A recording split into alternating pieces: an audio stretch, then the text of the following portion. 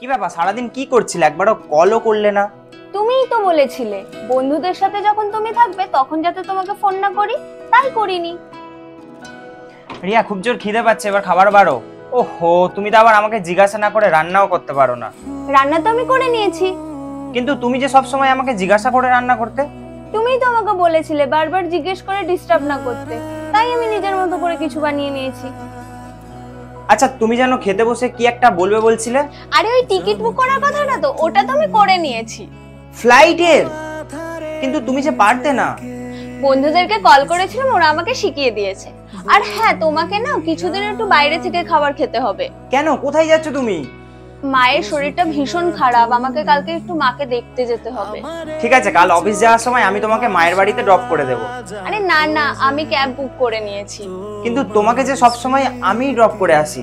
কেন? তুমি তো সেদিন আমাকে বলেছিলে সবার সামনে যে ক্যাব বুক করে বাড়ি চলে যাও, তাই আমি নিজেই শিখে নিয়েছি। যেদিন আমি নিজে থেকে সবকিছু করতে শিখে যাব না, সেদিন সবথেকে বেশি কষ্ট তোমারই হবে। আরে যাও যাও যাও, ফালতু কথা বলে মাথা খেতে এসো না। সারাদিন অফিস থেকে আসবার বাড়িতে এসে ঘ্যান ঘ্যানানি শুনতে হবে। আছে সবই পূর্ণতাতেও